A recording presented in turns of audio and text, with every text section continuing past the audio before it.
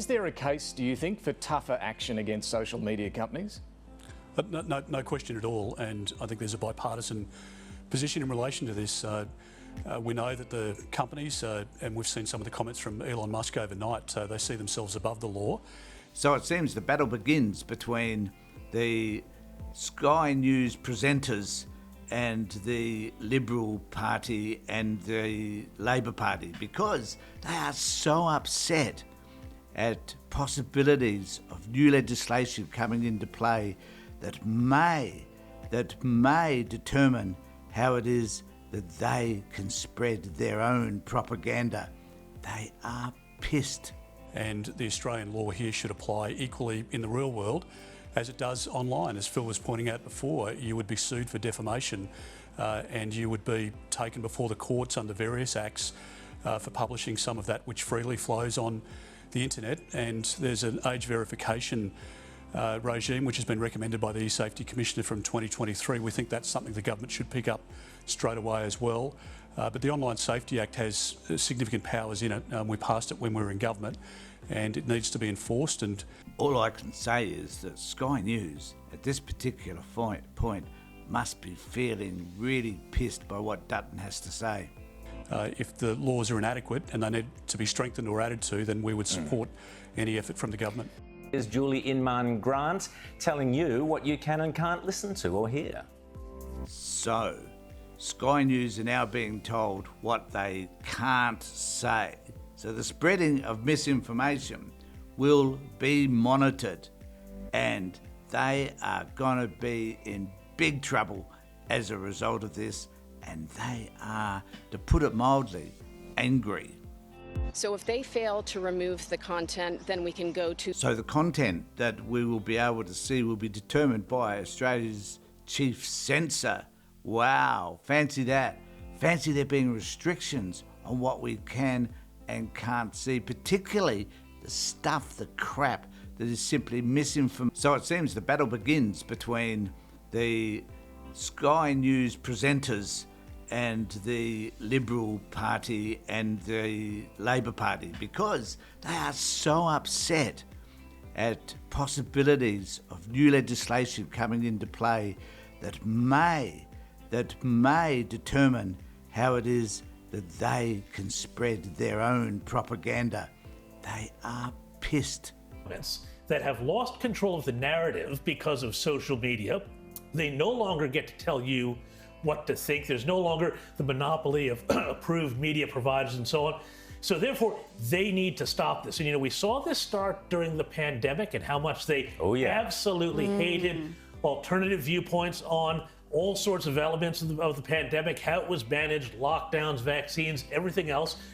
And you know what? The thing is, this whole move by people like Julie Inman Grant and this government, but also backed in by the coalition, many in the coalition, I have to say, it really has its roots in totalitarian China. This is this whole idea that we need to preserve social harmony. That's the sort of thing that Chinese leaders say when they say, we're not going to talk about this. So apparently, creating social harmony is a bad thing.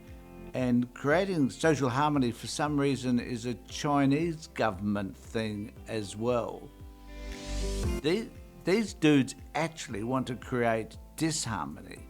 That's where they get their rocks off. Topic or allow you to post about that topic because it could upset people. Well, you know what? This is a free country. This is democracy. I think the coalition here needs to rediscover its first principles on free speech and say no to this. Well, it's not a free country. And Rita, carry on, but it is not. It's not a free country? What are you freaking talking about? Not a free country. It is being censored right in front of your eyes. We just saw that earlier on Sky. All the politicians, Rita, are behind this thing. It is absolutely disgusting to see this happening in a free country. There's a similar crackdown happening on X, formerly Twitter, in Brazil. Yes. And Australia is now in that camp. Are we some sort of banana republic here where the people can't be trusted? And as James mentioned with COVID... You morons can't be trusted. That's the problem. If the COVID era taught us nothing else, it's that it's important to get free information. We had Harvard, Oxford, Stanford professors silenced and censored during COVID. And they've been all vindicated because they were challenging some of these draconian measures and saying they're not based in science. They're not going to actually. Who are these professors? There's no evidence to support any of these accusations. So where in the hell are you coming from? And isn't this the problem? Help. They can actually do a great deal of harm and be counterproductive. And perhaps if those voices were heard more widely, we wouldn't have such a catastrophic response as we did. And during the pandemic, we had, for example, Jacinda Ardern in New Zealand saying that the government was the sole source of truth. She said it repeatedly, the sole source of truth. Turned out to be wrong, by the way, that sole source of truth. But clearly, another example of simple misinformation. So, where's the evidence of the claim that you're making?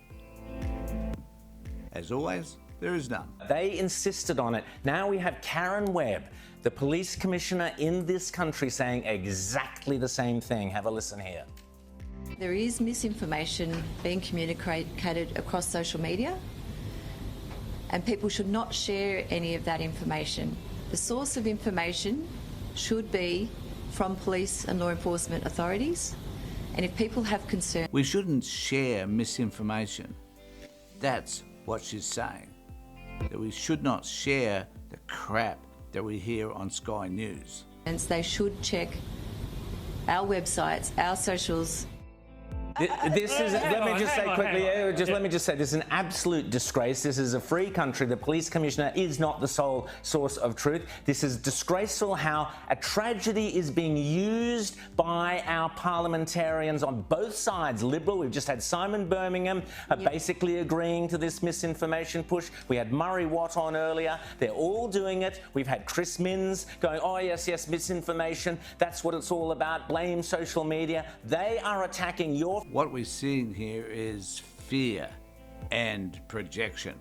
Freedoms, this is totalitarianism coming out of your computer at you. Have a listen to Chris Minns, for example. This is exactly as I'd expect from X or Twitter or whatever you want to call it. A disregard for the information that they pump into our communities. Lies and rumours spreading like wildfire.